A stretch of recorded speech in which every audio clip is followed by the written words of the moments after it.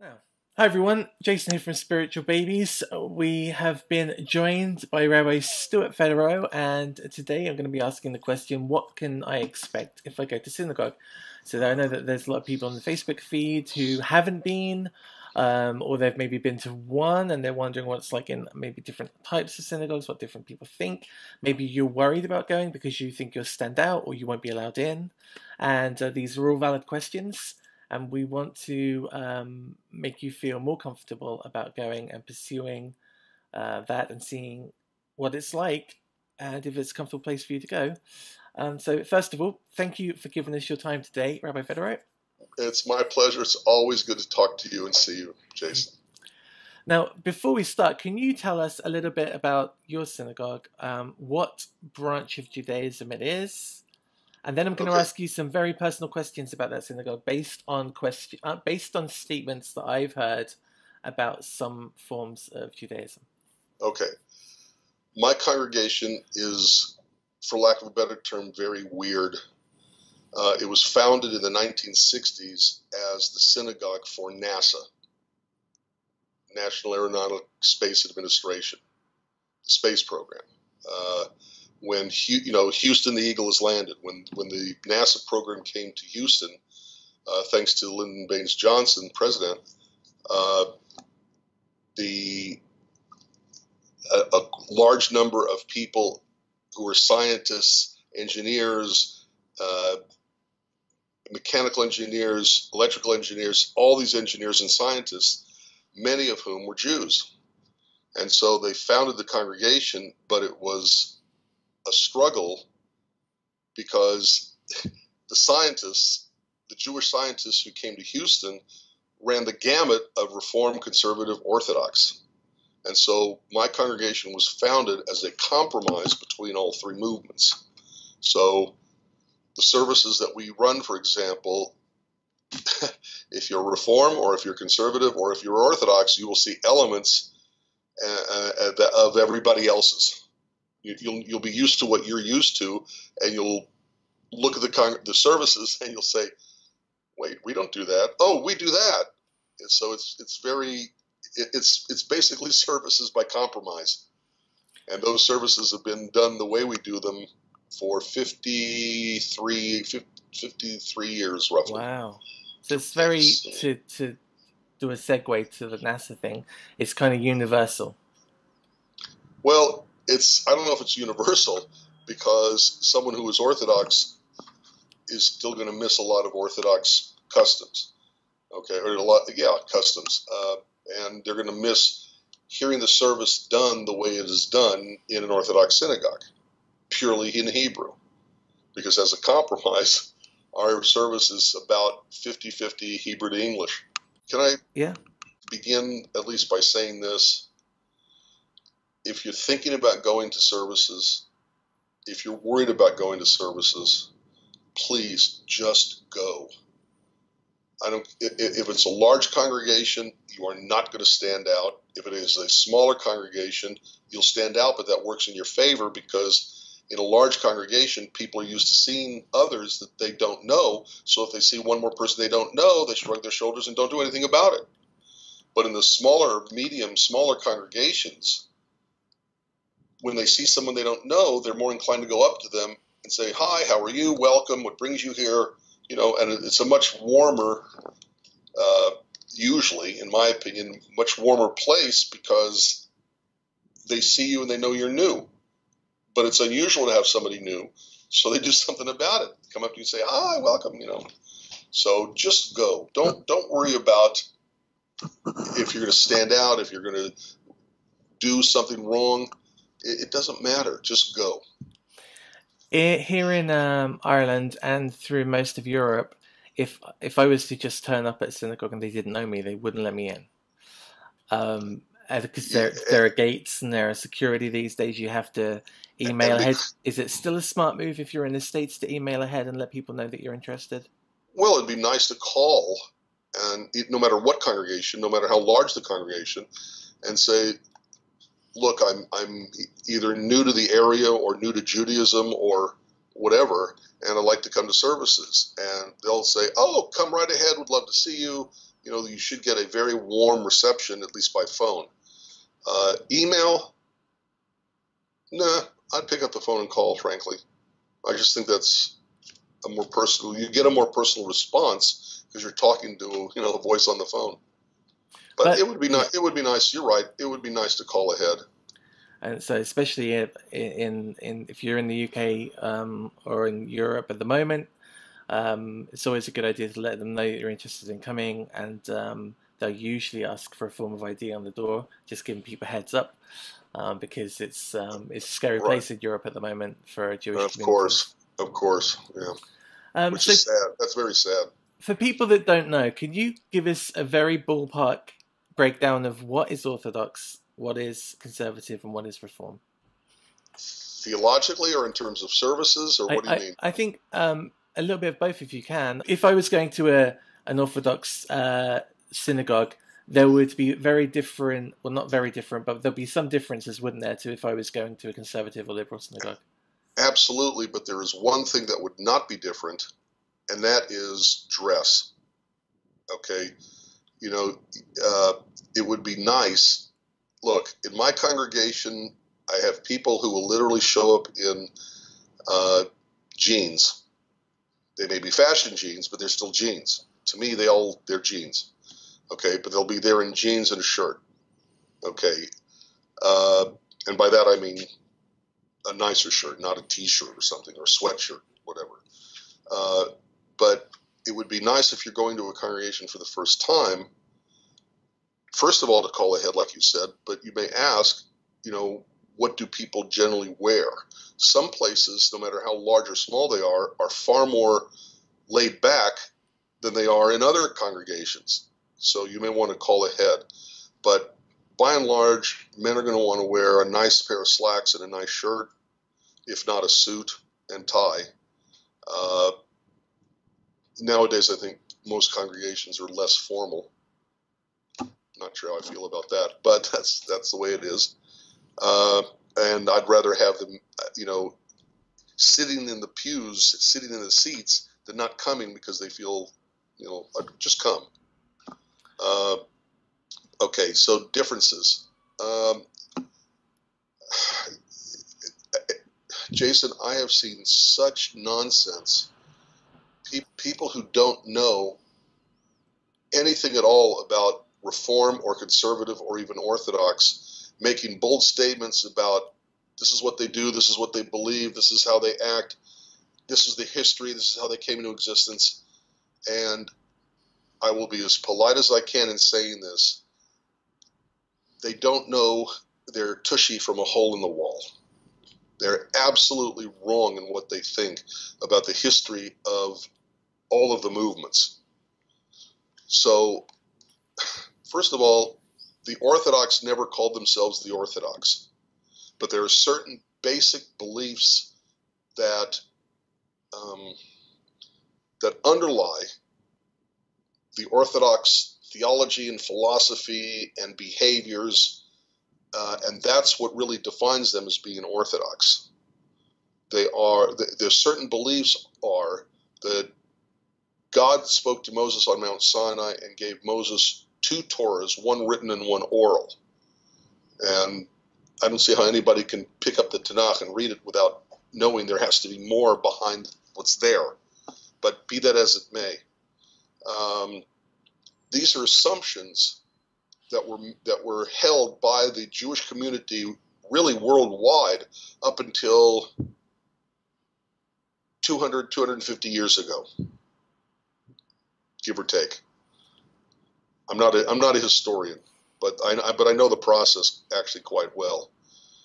Okay, the Reform movement as a movement began in Germany, in Europe, because in the late 1700s, early 1800s, the Jewish community was finally allowed by the Christian community to get out of the ghetto, to mix with the non-Jewish community socially, to have businesses and to own property in many European countries for the first time in history. And what would happen is that the Jews would leave the Jewish ghettos and shtetls. Really, it's a German thing, so I would say more like ghetto. And they would look back at what they left. They would look forward at who they were mingling with, namely the Christian community, be they Catholic or Protestant. And they didn't like what they saw when they looked backwards, because what they saw were the Jews of the ghetto, okay, who seemed frozen in time from their perspective. When they left the ghetto, they also appeared to be leaving Judaism. And the lay people, not the rabbis, in the Orthodox congregations, because that's all that existed, said, look, if we're going to keep the Jews Jewish and tied to the Jewish community and tied to our faith, we're going to have to change things in our services. And they reformed, okay, that's a verb, they reformed the service, frankly, modeling it on the Protestant church service, where there was part of the what's called the vernacular, the fancy term for whatever the local language is. They added a sermon, because up until then, sermons were only given twice a year, once on the Shabbat between Rosh Hashanah and Yom Kippur, mainly to talk about the Yom Kippur themes. And the other time was the Shabbat preceding Passover, Pesach. And because the laws of Passover are enormous, there's plenty of them, and so all about the food and the just everything, and that would be the sermon topic twice a year. The sermon topics twice a year, and everything else was just services. That's okay, very interesting. I didn't know that. So the kind of we'll get the Torah portion read or the Haftorah portion read, and generally there'll be a 20-minute thing after that. So that's not part of the Orthodox service. Are you talking about Saturday? Mm.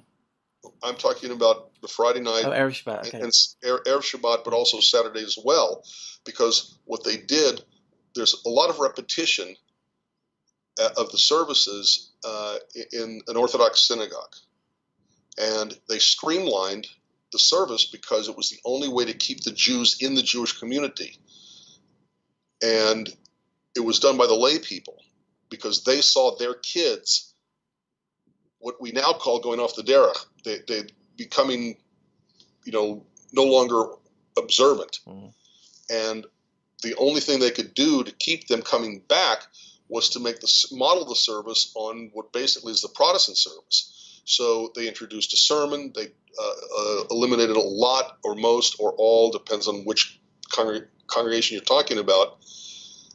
And remember, these were congregations that were originally Orthodox because they were trying to keep the Jews who were leaving the ghetto, not to come back to the ghetto, but to come back at least to services and God. And it worked. And it created a movement that is called the Reform Movement. Once the lay people started changing the service and they saw that it was keeping Jews within the Jewish community, now you had the rabbis who would comb the Chazal, the writings of the rabbis over the past 1,700 years, 1,800 years, whatever, because we're talking 250 years ago when it first began. And they started justifying it, looking through tradition, looking through the Talmud and other rabbinic books to justify what they'd done, what their lay people had done. Because remember, lay people ran the services, not the rabbis. Okay. That gave rise to the Reform movement. So the Reform movement, springing out of Orthodoxy, or what we call Orthodoxy, remember, they never call themselves Orthodox because the assumptions they made about Torah, about halakha, were the assumptions made by everybody up until the Enlightenment and the allowing the Jews out of the ghetto. So they streamlined the service, and then they started looking at the belief system and saying, maybe our beliefs should express our actions, or our actions are expressing our beliefs. And they started looking in the Talmud, looking in, the books, to try to come up with a philosophy, I guess you'd say, of Judaism that matched the times, and being out of the ghetto, out of the shtetl, out of, and mixing with regular, with basic Christian society. I just want to say quickly as well, for the people that are listening, we're talking like super generically at the moment, and I don't want you to think that just because we might say something here, that's the norm for all synagogues that come under that banner, because you really won't know what your synagogue preaches or believes until you go and spend time there. and meet with a rabbi before or after you're going to attending the services. Jason, let me tell you just real quickly. There's the on-campus Jewish organization for students all over the world is called Hillel. And I was the Hillel director for all of the campuses in Houston, Texas for 6 years, from 89 to 95. And every year we would have the first service I did, jokingly, I called Shabbat HaNasich HaKatan, which means the Sabbath of the Little Prince.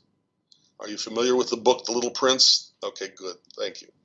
You may remember, and I would read this, okay, as the sermon, I guess you'd call it, where the little prince meets the fox. And the fox, he's never seen a fox. And the fox, in talking to him, says, I wish you would tame me. And the little prince says, what does that mean, to tame? And the fox says to the little prince, it means we come to the same place at the same time. And after a while of meeting this way, I start looking forward to hearing the sound of your footsteps. Okay, and I get comfortable in your presence. And over time, we become great friends. And I tame you and you tame me. And that's the analogy, and why I say to someone that when you come to services, you cannot judge the service, the people, the rabbi by coming once. You have to come, I'd say, at least a month, at least 4 times. And I'd say Friday nights as well as Saturday mornings, because over time, the service tames you and you tame the service. Because like the fox said in The Little Prince, you keep coming and I start getting used to it, getting used to you, and I tame you and you tame me, and the service tames you and you tame the service. And I would say to them, our Hillel service is not what you're used to. We try to cover everything for everybody, but that never works. My synagogue's an example, but just joking. No, I'm not. Just joking. No, I'm not. Okay. And if someone is an outsider, they come to my synagogue, they're not going to find what they came from. Okay. Whether we admit it or not every Orthodox synagogue does services exactly like every other synagogue. If they're singing something, an old traditional tune, one part of the singing may go upscale, and they're not used to it going upscale right there, and there are differences, minor or not. So I would read The Little Prince and say to the students, you got to keep coming to tame the service, to make the service your own, and hopefully the service will also tame you. And that's what I would say to the people listening. So there are differences between the Orthodox movement and the now Reform movement.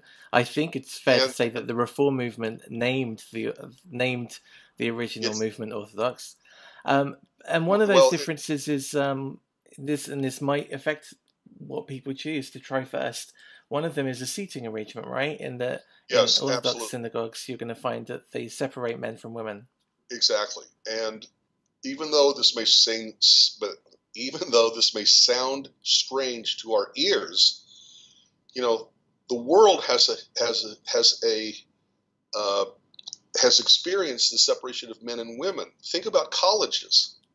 Okay, Harvard has Radcliffe. Brown had Pembroke. Okay, for studies, you separated the sexes because it was distracting to what you were doing. Well, services, religious services for the Jewish community are no different. To make it where you're thinking about God, not, gee, I'd like to meet the pretty girl I'm sitting next to, they separate the sexes. It's exactly like why they separated the sexes in college. And for colleges, they found out that women in the presence of men in a classroom lose out because the teachers will be more likely to call on male students than they will the female students, because, especially, by the way, in the sciences. So it's to the women's advantage to sit separately for school. They did the same thing. Look, remember that women don't have the obligations that men do of coming to services because they understand the passage of time inherently with their bodies. The men and women and the whole misconception of Judaism and how we treat women could be its own topic. But men are the ones who are obligated to come to services.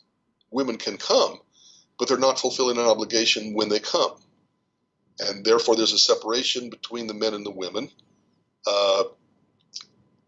in order that they can concentrate on their services and not, gee, that guy's handsome, I hope I can meet him after, that's to eliminate that or at least minimize it. I can give two examples that I like to give so in my spare time, I donate some time to the local Jewish museum, and upstairs in that is an old synagogue that was used. And we'll get people come in, and sometimes if they don't know about Judaism, or even if they do and they're kind of very modern look out of Judaism, they'll think that the separation is kind of prehistoric and medieval. And I give two examples. One, the cinema. I personally would love it if you could go to some movies and they would separate men from women. So if I'm watching the brand new Star Wars movie, I'm not getting, what's his name again? Where's he come from? Would you like one of these sweets? I'm going to go and get a drink. I'm like, just look, an hour and a half. That's all you have to do. Leave me alone for an hour and a half. It's not all women, just some. And the other thing was when I was at the hotel, so my wife went off to pray at the women's area, and I went to the men's area, and I didn't have to concern myself with whether she'd finished or was she comfortable, or I had the time. You could just pray. That's exactly. Mm-hmm. And then she was okay. She had surrounded by women. She was going to be fine. We both had really amazing experiences, and we shared them because we were together, but we weren't together, and that still worked. So I can see how, as somebody who's new to the concept, it does seem very prehistoric or medieval to separate the sexes. Jason, I don't know about the European schools. I don't know if the universities and colleges there were always both sexes only up to like come to study. Mid-1900s. Up to that point, your likes of Oxford and Cambridge, they were just men. I don't think women could even go to a version of them. It was just for men. And I think that is an example they could certainly understand. And as I said, it was to the women. It is now in the modern day to the women's advantage to go to a school where they don't mix the men and women. Mm. But that's not how they are. So on the flip side of that, we're going to find that there are many synagogues throughout the conservative and reform movement that are mixed. So you'll sit next to your wife, and to be honest, again, I quite like that as well. But again, it depends on the congregation. There are blanket statements people make about Reform and Conservative and Orthodox synagogues, and they're not always accurate.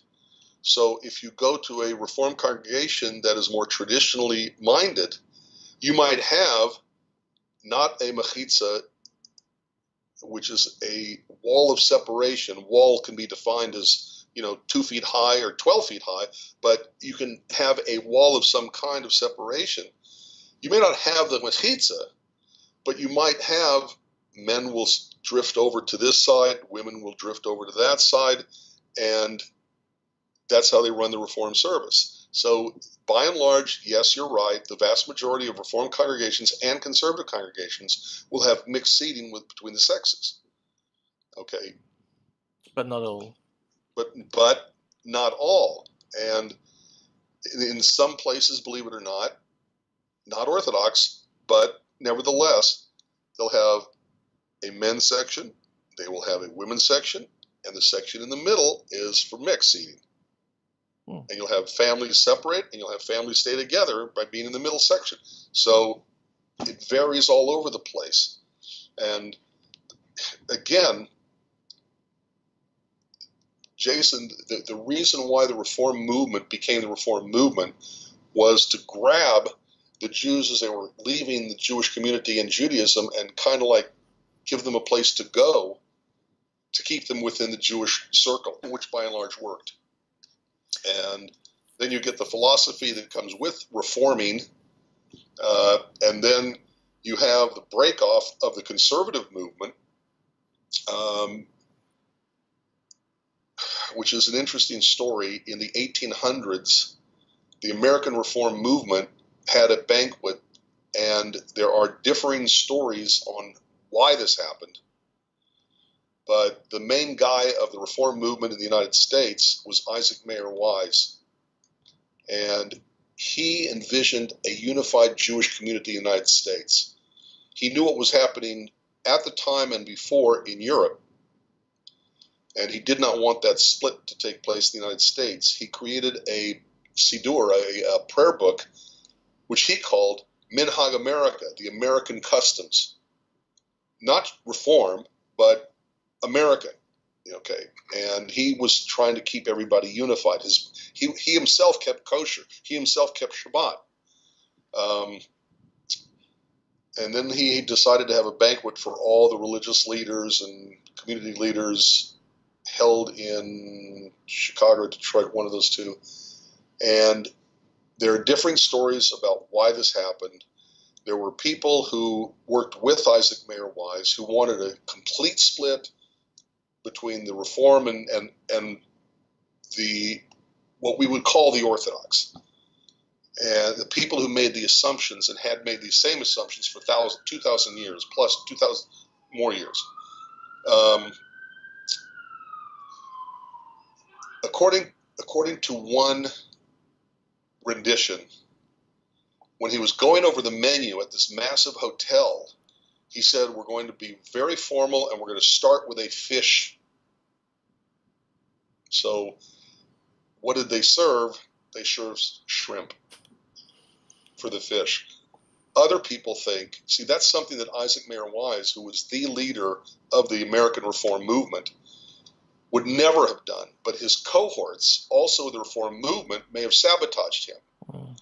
So we're not, historians are never quite sure exactly what happened. But what happened is that doing that, many of the people got up and walked out of the banquet, and they formed what they called conservative Judaism, to conserve Jewish traditions and halacha. And then once they did that, then they came out with a philosophy of conservative Judaism to rationalize and justify what they were doing, because they were not saying we need to stay Orthodox, okay, but they were trying to conserve Judaism because of the inroads of the Reform. So that's really the beginning. So regardless of what the branch of Judaism might be, what can a person expect if it's Friday night, right, and you turn up, right, and services usually occur around sunset or a little time after, depending on where you are in the town? Again, it depends.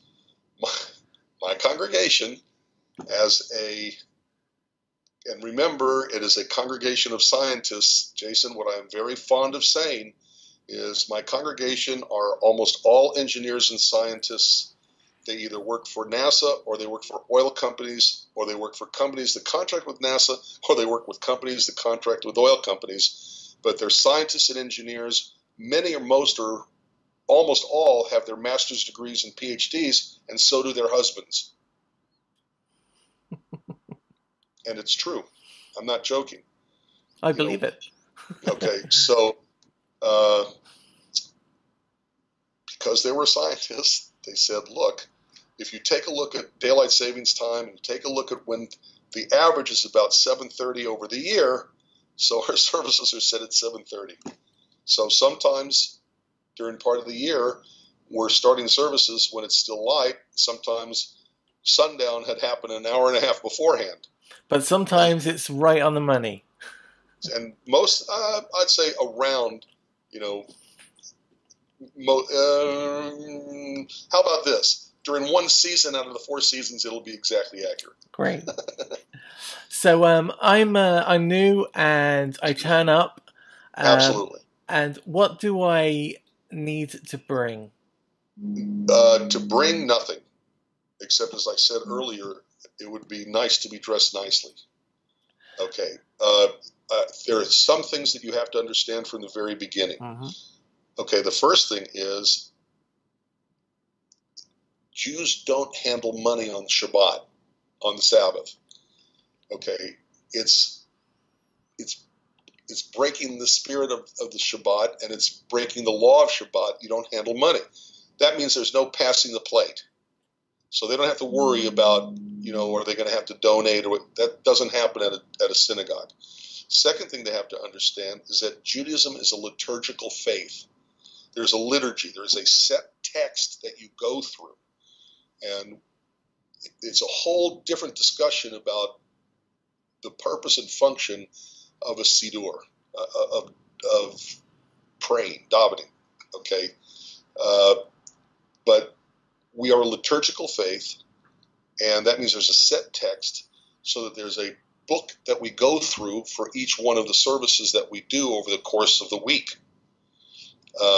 And Shabbat is no different. So usually, depends on who's doing the printing, which congregation you're at, what denomination they're part of, which publisher they decided to go with their version of a prayer book. Most of the time, you'll have the Hebrew on the right and the English on the left. And the book is a Hebrew book that happens to have English in it. It's not an English book that happens to have Hebrew. And because it's a Hebrew book that happens to have English, the book will open on the right to left, which is the way Hebrew is read, right to left. Okay. I just say when so on my first visit, I went with my wife, and she was raised Catholic, and she found it very comfortable because it was exactly the type of service she was used to. Right. I think the Catholics probably borrowed a lot because there was yes, that was us. Very set profile. There's a call and response. There's one Right. person at the front is leading you in where you're going. And although we didn't really understand any of the words, there was an English. In fact, there's Hebrew English, and then there was like a phonetic version of the Hebrew. So if you wanted to sing along, you could do it. Didn't have a clue what we were saying, but it gave you the option, and that was very helpful. I want to touch. Excuse me. I want to touch on that a little bit, but you're right. And what I say is, where do you think they stole it from? But you're nicer than I am. Okay. There will be someone at the front of the congregation, and they will be reading the service, going through the service, chanting the service, which, depending on the synagogue you go to, can be all Hebrew, can be mostly Hebrew, can be half Hebrew, half English, can be 3/4 English. It just depends. By the way, halachically, you're supposed to pray. Okay, it's okay to pray in the language you know. Like most of what the Reform movement does, the first thing they do is they look at what the rabbinic writings of 2,000 plus years have to say about it. Sometimes act accordingly, sometimes not. So the conservative movement also does the same thing. But the base of the service is how the Orthodox do it. So let's talk about the Orthodox first. You walk into the service, there's going to be a separation between men and women for the reasons that we said before. The service is going to be led almost entirely in Hebrew. The vast majority of Orthodox congregations, the person leading the service has their back to the congregation. It's not like in a church or conservative or Reform congregation. Again, depends on the congregation, but where they're facing the people, facing the the people, the pews. Every so often, because they're doing the entire thing in Hebrew, someone will usually call out the page number, because look, Judaism is regardless of what denomination, is a balance between being an individual person but being part of the community. So there are community responses, but nobody is telling you how fast or how slow you read your service in your hand. So they're going to call out the page numbers, kind of like to let you know if you're falling behind, if you're too far ahead. Also, they're going to come to certain passages in the prayer book, in the Siddur, which is basically where everybody sings. So that also tells you, are you doing your personal prayers at the right rate of speed? Right, because there are some prayers under the repeating, some are when you're reading along, and then there are some private. There's one particular point where you have a chance to pray privately. You read through privately, and then you pray privately yourself. Absolutely, and see, that's the beauty of Jewish services. Okay, we have a text in front of us. It's in our hand. We're reading it, but you don't know what I'm praying, and I don't know what you're praying. It balances me being an individual and you being an individual, but we're there together, Jason. We're praying as one. So I'm part of the community. I'm part of the group, but I'm also myself, because I can be reading along, or I can be having my own conversation, outpouring my soul to God who's listening. And you don't know what I'm doing. I don't know what you're doing. What about head covering for men? How does that work in different situations? Men have to wear their head covered. Just flatly, they have to wear their heads covered. In my congregation, we've had non-Jews come and visit. They get all freaky about yarmulkes. And I say to them, so what you're telling me is, when in Rome, do as the Romans do, except when you come to a synagogue? Please, we're asking you to wear the yarmulke. Okay, we're not going to kick somebody out, because remember, they're not obligated to wear yarmulke. They're not Jewish. But they should have the respect for our synagogue. And maybe in 21 plus years of being the rabbi there, maybe 3 times I've had, somebody who's visiting, whatever, refuse to wear the yarmulke. We're not going to kick them out. I just think they're weird. But the guys that come in, they don't have to have their own. There are going to be yarmulkes at the. Usually they will have their own. Because there are those who don't wear yarmulke all the time. But it's the first time. It's your first time there. There's going to be one there for you, right? Absolutely, almost invariably. In my experience with any denomination, including Reform and Conservative, they're going to have what's it called, a bin, a container where yarmulkes are in there, and you just take one and put it on. If you're going to an Orthodox synagogue and you're being accompanied, or you're going as and you're a woman, I would also remind you not just to dress nicely, but to dress modestly.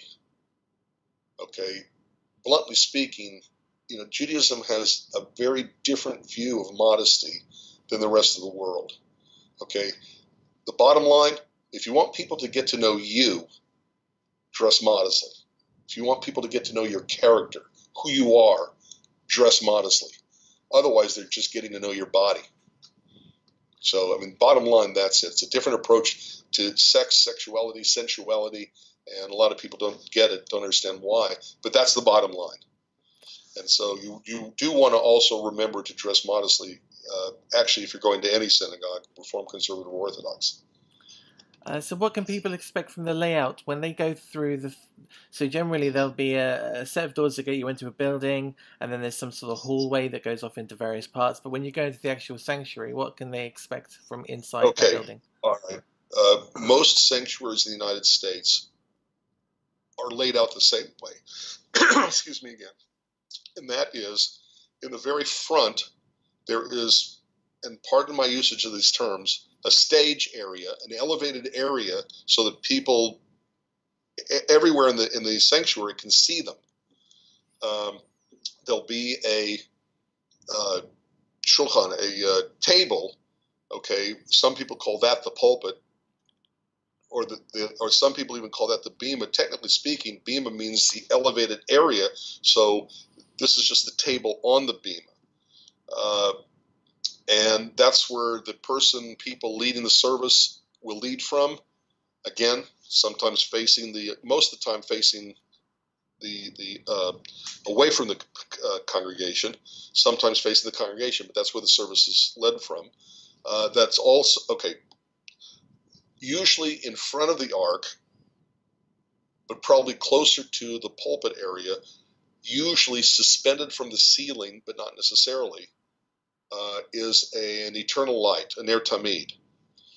If you take a look at the Torah, the description of the sanctuary that wandered around with the ex-Hebrew slaves, the Hebrew ex-slaves in the wilderness, is the model for which they do the architecture for the sanctuary, and it talks about the Torah being in a holy closet. Okay, closet is Aron, holy is Kadosh. Aron Kodesh, you take the first two letters and it becomes ark. It doesn't mean ark like, Noah was floating down the water on the ark. It's actually a word that comes from what do they call that? The first letters of a word become a word? An acronym. Of Aron Kodesh, which is the ark. The ark is where the Torah scrolls are kept. And it's in the Torah, it says that you will have this light outside the what we call the ark, and it will burn continually. So the eternal light is representing God's presence, God's eternal covenant with the Jews, and it's a light that never is supposed to go out. It's not magic, if they use a light bulb, the bulb can burn out, but it's symbolic of the eternal nature of God and God's covenant with the Jewish people. But ground level again is the ark, the Aron Kodesh, the holy closet, for lack of a better translation, where they're going to keep the Torah scrolls. And whenever the ark is opened, everybody's going to rise out of respect, because that is it's what God gave the Jewish people. And as such, it's not God, we're not worshiping the Torah, but we are in fact worshiping God who gave it. And the ark can be intricately carved wood. It can be a heavy curtain. It can be, there's a billion different ways to design and construct the ark that's in front of the congregation. Is it the case the ark will be on the wall between us and the Temple Mount? Exactly. In other words, when you face the ark, you're not really facing the ark, you're facing the Temple Mount. So you turn up at your synagogue, you say hi to the guy. There's normally a greeter, and usually there's a greeter. Not all the time. I mean, I would hope that a congregation would have a greeter, but if you come into services late, 5-10 minutes, maybe the greeter's gone in for his own prayers. That's worth mentioning, right? That if we've got to the point in the service where the ark has been opened and the Torah scrolls come out, generally the doors are locked at that point. Well, they're not. They're closed. I don't know if they're locked. Right, but you can't get in. You shouldn't go in. But you shouldn't go in out of respect. If you come in and you see that everybody in the congregation is standing, usually there's a window in to see, usually, not always. And if they're standing up, don't go in. Wait till they sit down, then go in. So you turn up. There'll be a greeter. If you're a guy and you haven't got one, they'll offer a kippah that you can pop that on. Then you find a seat. Is there a seating arrangement? Do people have traditional seats, or you just sit where you like? Human beings have a tendency to sit in the same place every time. Yeah, they're going to hand you a prayer book. Okay, if they are, experts in the field of welcoming someone into a sanctuary, it's going to always be turned to the right page where they hand it to you. And they'll say, "We're right here." So you'll take the prayer book, or depending on the structure of the sanctuary, you may sit down and the book is in a little the back of the seat of the person in front of you. And you just pick up, and they're going to help you. They're going to say, whisper to you, page 58 or whatever. So you turn to the page and you follow along. My congregation loves to sing, so it's not just davening parts of the service, it's everybody singing along. They love to sing. Other congregations, they hear the cantor chant the service. Okay, sometimes they'll sing along with the cantor.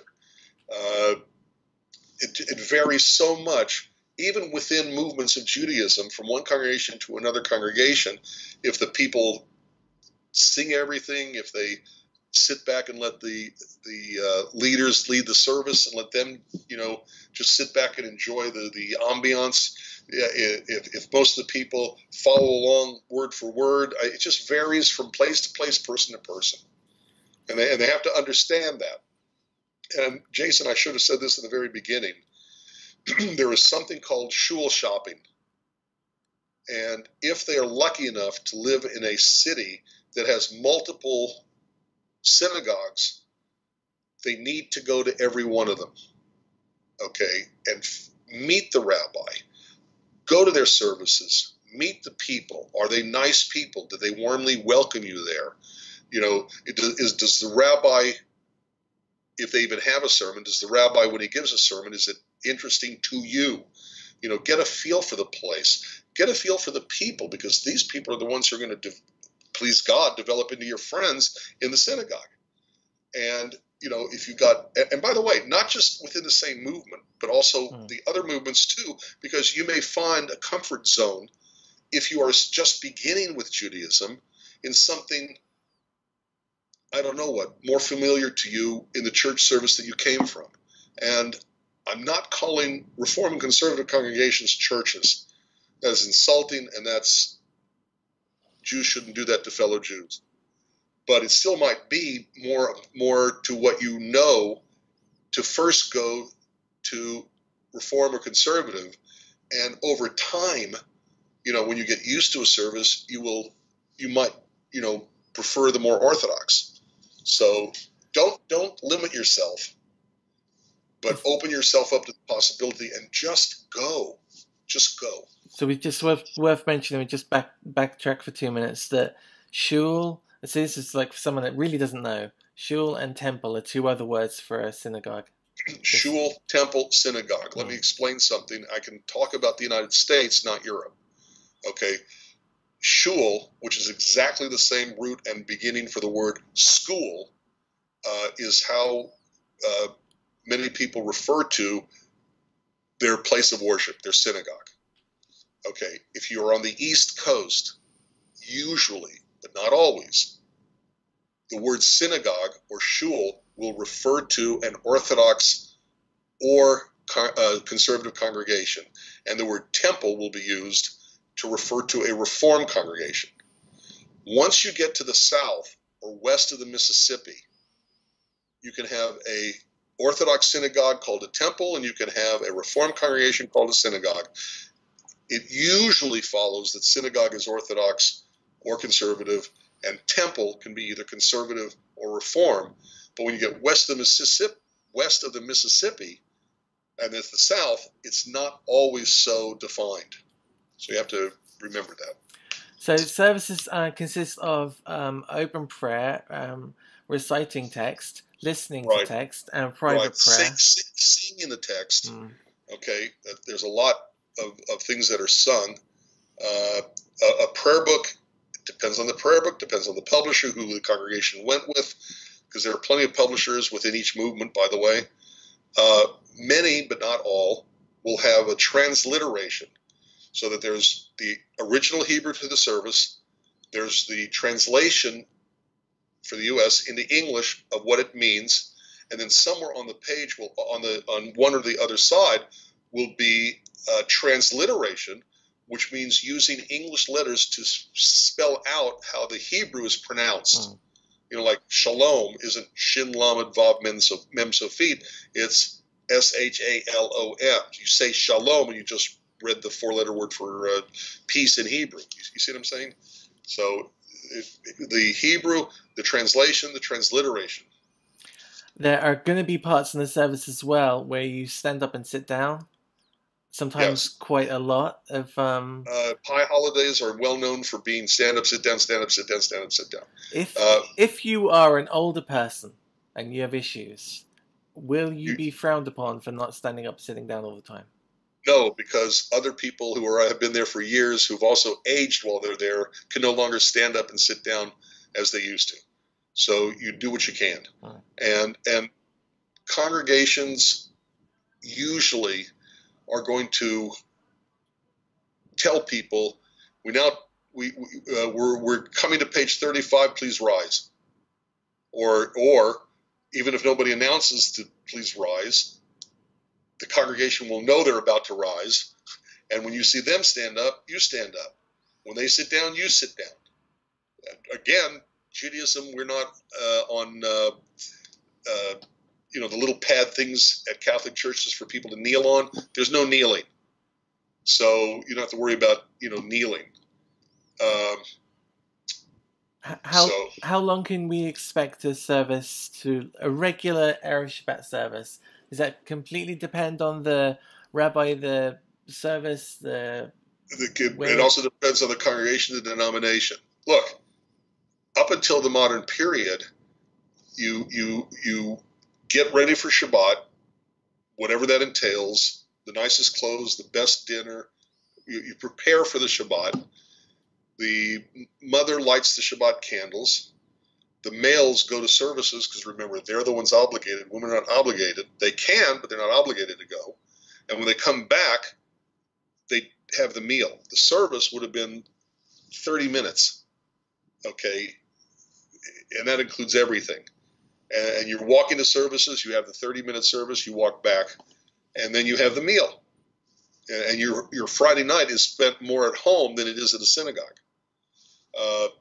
In the conservative and reform congregations, they may have gotten rid of repetitions a few hundred years ago, but they also added a sermon.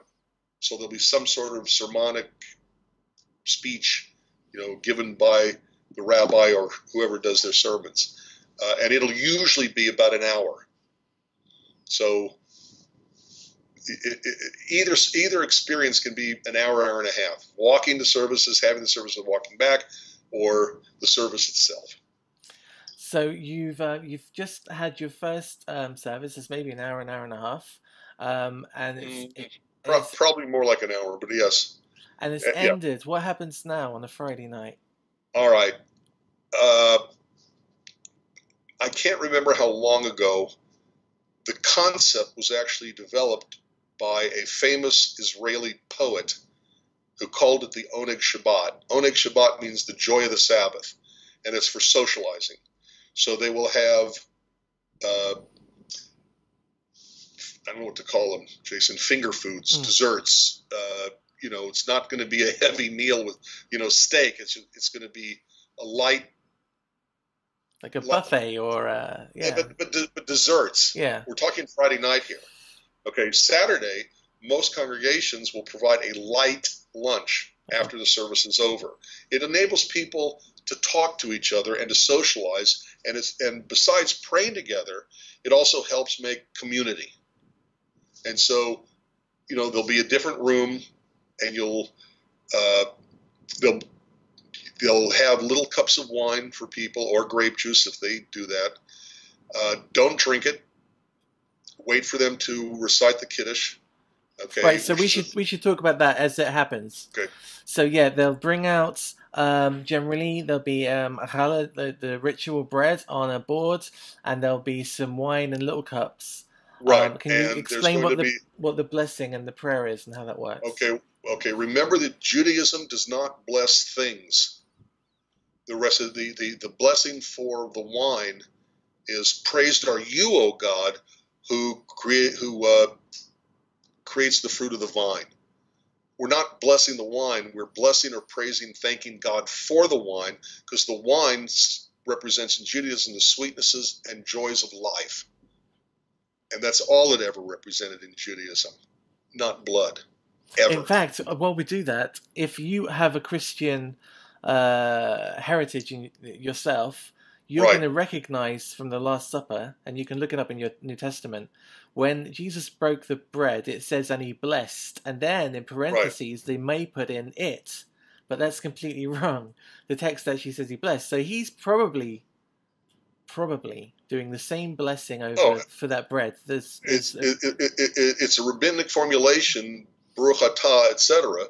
Okay, and therefore it 2,200 years old. Probably he was. It's very possible he was doing the same formulation of the blessing, through which we thank God for the sweetness and joy of Shabbat, through the sweetness and joy of the wine or grape juice. Okay. Yeah, someday we could talk about just the idea of why they're serving grape juice in addition to wine. You know, when Jews handle alcohol, it's to sanctify the time. You know, Jews never did alcohol. Hey, let's go get drunk. There's nothing else to do. And one of the reasons given for why the Jewish community has one of the lowest incidences of alcoholism and drunkenness is because when we handle wine, we handle it to sanctify and we invoke God. It's kind of hard to, you know, go on a bender when every time you're reciting, you're thinking about God because you're reciting the blessing before you drink it. So at any rate, but there'll be wine and there'll be a challah. That's another discussion too, by the way. The bread, nothing talks about community more than breaking bread together. Okay, usually the hamotzi is done only before the meal over the bread. Okay, if there's bread at the meal. Okay, and it represents the thanking God for the entirety of the meal, not just the bread. But a lot of congregations, because it also creates community by breaking bread together, will not only have the kiddush, but also will have a hamotzi. Let me back up. The blessing over the bread. Again, we're not blessing the bread. We're blessing God for the bread. Praised are you, eternal our God. Remember, it's talking about God, not the bread. Praised are you, O God, who brings forth bread from the earth. So we're not blessing the bread. We're blessing God. We're praising God for the bread. And then we have the buffet table, I guess you call it, of the light sweets. Okay, Saturday, it's the same basic process, although the blessing for the wine is a shorter blessing. And there's still a hamotzi, and then there's usually, most congregations will have a light lunch. It's not a steak meal. You know, it's probably like bagels and cream cheese and lox, or just bagels and cream cheese, and you know, somebody will bring a tuna salad. Somebody, you know, depends on how they run the kitchen at the individual synagogues and what they usually have. But it varies from synagogue to synagogue too, even within a movement. So, but usually, and you sit down and you eat and talk to each other. And that's a great time to meet the rabbi and ask the rabbi all the questions you have about the Bible, Judaism, whatever, and get an idea of what the rabbi's like. Is this somebody you want to make into your, for lack of a better term, spiritual leader? Yeah, so make sure you've got things that you do want to find out, and listen to their arguments. Just because they say something that you don't necessarily agree with, that's sometimes down to you not understanding why. I mean, you're going to learn, right? Yeah, absolutely. What I beg people to do, beg them to do when they talk to me on the phone or email me or whatever, before they come to the congregation to talk to me in person, get a notebook. Keep it with you at all times. And any time and every time you have any question about the Bible, Judaism, or the Jewish community, write down your questions so that you don't forget what you want to ask. And then bring your notebook, and then we just go over the questions. And almost every single synagogue that I know of, gamut of the entire movements of Judaism, will have an introduction to Judaism class, or they will have adult education classes. Not Sunday school for the little kiddies, but for adults. Jewish learning is so vast and so broad that there is no way to know everything. So almost every synagogue has classes, introduction to Judaism classes, adult education classes on a variety of topics, taught by a variety of people in or out of the synagogue. And that's another opportunity, usually, to take your notebook filled with all your questions, and before or after, ask the rabbi, I have some questions to go over. But if you write it down, you don't forget what you want to ask. It drives me crazy when somebody says, oh, Rabbi, I had a question I wanted to ask you, but I forgot what it was. Well, then I can't help you. I can't. There's something going on in your head I can't respond to. Write it down so you don't forget what you want to ask. Keep it in the same notebook. By the way, over time, you will see that questions change and become more and more intricate, more and more, deeper and deeper questions. You'll see the style of the question change. That's how you see, someone growing into Judaism. But if you write it down, you don't forget what you want to ask, and then come talk to me. That's what I tell everybody. And that's what I would tell anybody who's going to go to a synagogue. Write down your questions. Every time you think of a question, write it down, and then go talk to the rabbi. And if he's got a whole lot of people, he's probably going to try and give you time. If he can't give you time, he'll arrange time. And if he doesn't, ask him. Say you're free for a coffee during the week. Don't think he's fobbing you off. He might have 50, 100, 150 people to look after that night. And in the larger congregations, that will be true. In the smaller congregations, look, rabbis love talking to people who care about Judaism, who want to know about Judaism, who are studying Judaism, because they love Judaism and they're studying it too. So they love talking to other people. Rabbis get accused of, well, you do so much for the people converting and not enough for the, and that may be true because, like us, they're interested in Judaism and they want to learn more and more and more and more. So most rabbis would just love to sit down and talk to someone who's interested in Judaism and ask questions about it. Okay, so we're approaching about an hour on the recording. You're no fun. Yeah, you don't have to edit it. Do you have anything else that you want to throw in before I round it up? Going to services. You were talking about warmth. What did you mean by that? Okay. There is a joke. Maybe you've heard it. I hope you have not. And it is a joke, but all jokes have some element of truth. When you go into a synagogue for the first time, what are the first 5 words that you hear? You're sitting in my seat. And I have to tell people that, and I'm going to try to word this as politely as I can, the Jewish community, like every other community, has its not nice people as well. Jews can be a-holes as well. That's what I really want to say. So if you meet someone who is not as nice as you would like, everybody else also knows that that person is not as nice as you'd like, as they'd like. So take it with a grain of salt. It's not about you, it's about them. Some congregations are very standoffish. Some of them have to be, like you were talking, Jason, in Europe, because there's terrorism. My congregation also has its share, not of terrorism, thank God, but of nutcases who come in off the street. And I've had people try to take over my pulpit and preach their Jesus to the synagogue and get escorted bodily out and told if they come back, they'll be trespassing and thrown in jail. It happens, usually between the Christmas and Easter season. But my point is that congregations will vary in the warmth that they show to themselves, to each other, and to newcomers as well. Don't take that personally. It's not about you, it's about them. The other side of the same coin is that if you are not a warm person, if you are not outgoing enough just to say hi to a new person you don't know and introduce yourself, don't blame the congregation because you also are standoffish. Okay? I mean, use your head about what you're doing. So some congregations will be very, very warm and welcoming and accepting and bring you in like a long-lost brother. Please God, my congregation does that. If they don't, I'll shoot them. Okay, just kidding. No, I'm not. But other congregations may or may not be warm. okay? And you hope that you'll find the warm one, but don't see it as it's about you. You've got to see it as it's about them. That's all I wanted to say. Yeah, I find that very. I'm that person. I'm the very cold one. I find it very difficult to talk to a group of people I don't really know. My wife is brilliant at it.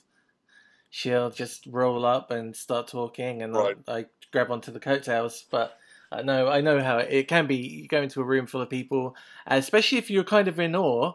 Like the first time I went to synagogue, I thought, oh, these are all Jewish people, and probably the first Jewish people I met face to face.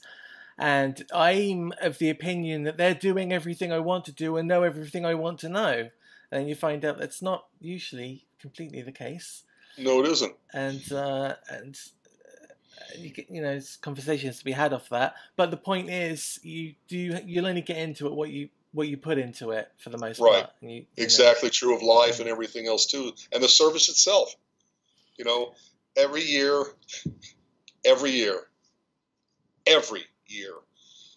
right before Rosh Hashanah services start, on the first night of Rosh Hashanah, the first service for Rosh Hashanah, I always have a great big sign. It's what I call signs and wonders. The rabbi shows you a sign, and then they start wondering about their rabbi. And at minimum, I show the exact same sign I've shown for decades.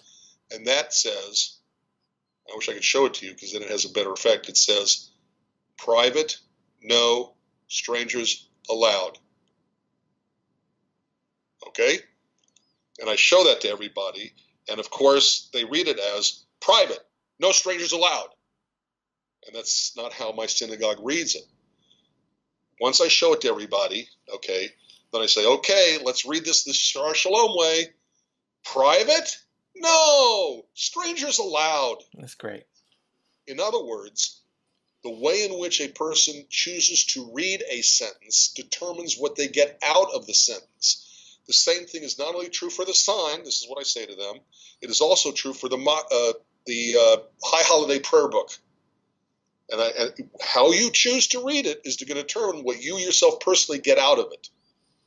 It's not just up to the leaders of the synagogue to see to it that you have a good experience for Shabbat or a holiday or holy day or whatever. It's also up to you.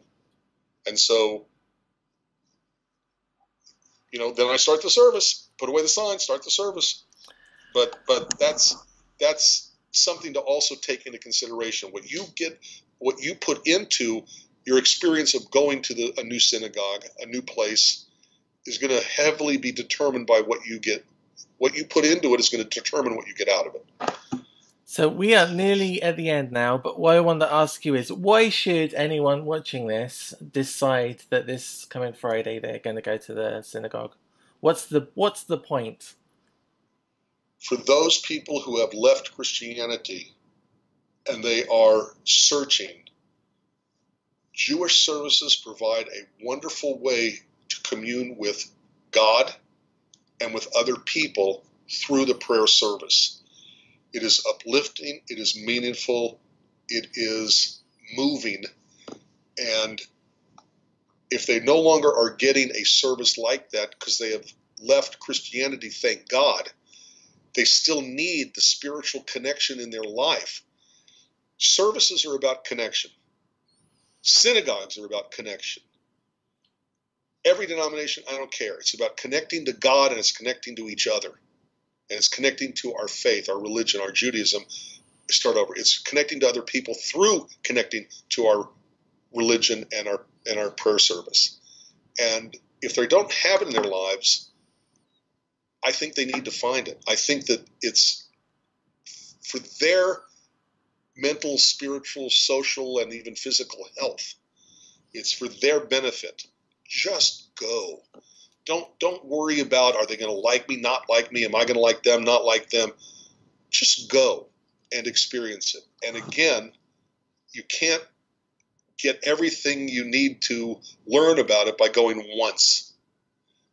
Every synagogue deserves, I would say, 3 or 4 times to go to the service before you really get a feel for the community, the rabbi, the people, the ambiance, the warmth or lack of it.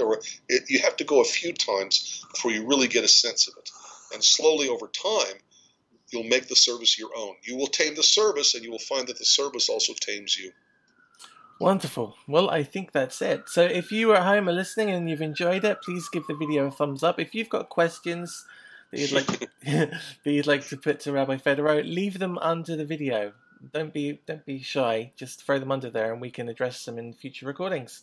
You can find more of Rabbi Stuart Federer over on William Hall's channel, Tanakh Talk, where he's doing, I think it's a weekly show now, right? Yes. Thank you. Yes. You can find more of him there. You can also tell us about your book. My book is called Judaism and Christianity: A Contrast. It is a counter-missionary book, and it explains why we believe what we believe in stark, hard, harsh contrast with Christian theology.